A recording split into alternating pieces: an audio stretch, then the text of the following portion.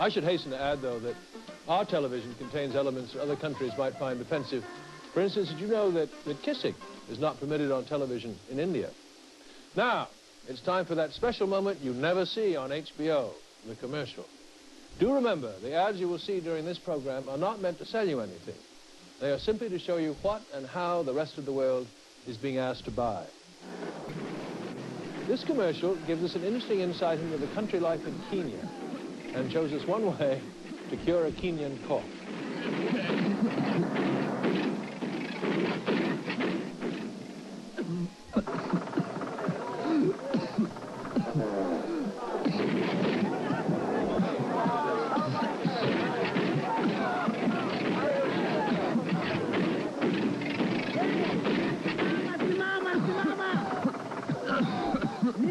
Haraka sana.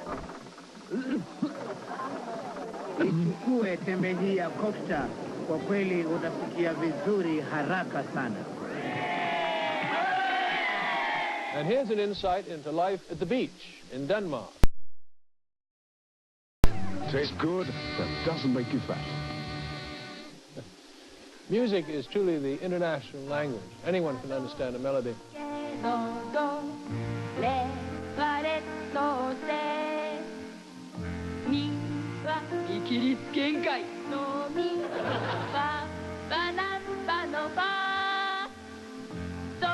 Here the words are Japanese, but the tune and entire production number, Do Re Mi, from The Sound of Music, remain basically the same. Julie Andrews, are you taking notes?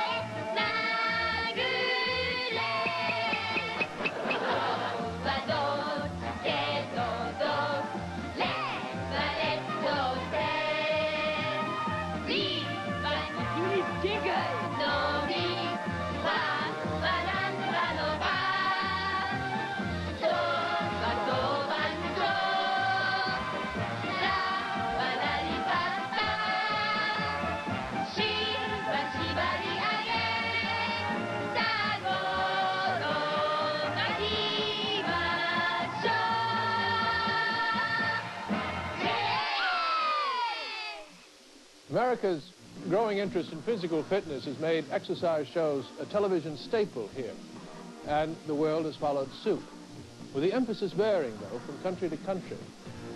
This Italian exercise show is called Body Body, but it's rather different from ours in that a great many minutes at the beginning of the show are consumed with arrival shots, opening credits, getting ready, overly long pre-exercise verbal warm-up. E voi a casa che usate queste ricette? Siete buoni, calmi, perché non vi faccio avvelenare. Le uso tutte io, le ho provate tutte io sto benissimo. Allora, adesso facciamo il nostro riscaldamento come sempre. E se mi avete seguito da casa a 4 puntate, dovete saperlo già un po'. 5. But eventually, they do get down to the exercises. Very Italian, a lot of foreplay. 5, 6, 7, 8. Come on, Britain, wake up, shape up, and stretch up. Let's get Britain fit. And this morning here at Waterloo Station, I've got some marvellous people who are going to help me keep fit. Stretch. In Great Britain, they're not terribly keen on exercising, so people like the Green Goddess have to go out and find their subjects where they can. Let's check the wipers. Not only does she work the railroad stations, but here she is at a truckers' convention. The visibility is looking good. Soviet exercise shows run the gamut from a fairly conventional dancer-size class, where in the true socialist spirit you can check your own pulse, to this group of kelp addicts. This is good conditioning if you suspect you're in line for a Siberian vacation.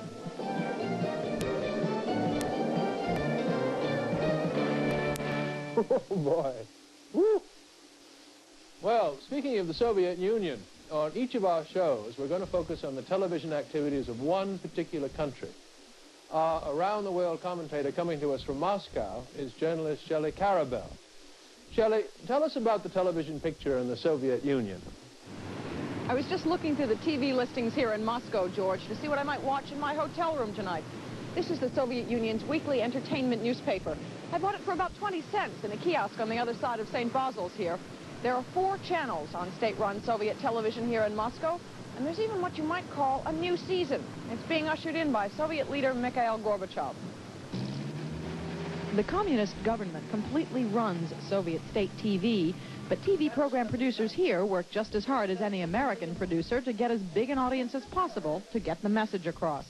And Soviet state television must address a nationwide audience of some 277 million people who represent more than 100 different nations and speak more than 30 different languages. The Soviets know who they're reaching through their own version of Nielsen ratings, 3 computer centers which process viewer mail, questionnaires, and various research surveys. And the most popular program in the Soviet Union is a game show, a sort of wheel of fortune for intellectuals called What, Where, When. What, Where, When has been on the air for 20 years, but there are several new programs initiated by Soviet leader Mikhail Gorbachev that are becoming very popular. The Soviets say openly these new programs are based upon popular U.S. shows, such as Phil Donahue and Meet the Press. Old Kremlin watchers say the biggest change in TV here in the Soviet Union since Gorbachev took power is in news. There have been investigative reports on corruption behind the counters at Moscow's GUM department store, and there was immediate live coverage of the Space Shuttle Challenger disaster moments after it happened, using NASA footage. But what was true for Challenger was not true for Chernobyl. The nuclear disaster near Kiev took several days to make the evening news, and then only with a brief mention. Music programs, too, take up about 25 hours of Soviet TV's 95 hours a week of programming. Jazz, for example, is very popular. And the Soviets are very proud of their all-woman folk music group in this summer section of the 4-part music series called The Seasons. The frustrated Soviet traveler can see the world on Travelers Club, perhaps the second most popular TV show in the USSR. According to the program descriptions, kids' shows are supposed to help foster devotion to communist ideals, encourage love of nature, and promote Soviet culture and art, like the renowned Moscow Circus and its top clown, Kuklachev. There's even a Soviet version of Sesame Street called Goodnight Children, complete with a Mr. Piggy. The Soviets claim the 3 million viewer letters sent to state TV every year are responsible for 90% of national TV features, such as this dramatic series called Dead Souls. The Soviets admit they're just now beginning to realize what a powerful opinion-making force TV is, and they're trying to boost their satellite and landline broadcast capabilities so that even the remote parts of Siberia can get a signal. Well, George, Soviet television just isn't as glitzy as the stuff you see coming out of Hollywood. But it's not full of political messages either. And one funny thing I learned from TV officials here, the programming department still argues with the scheduling department about what to broadcast when. Thank you, Shelley.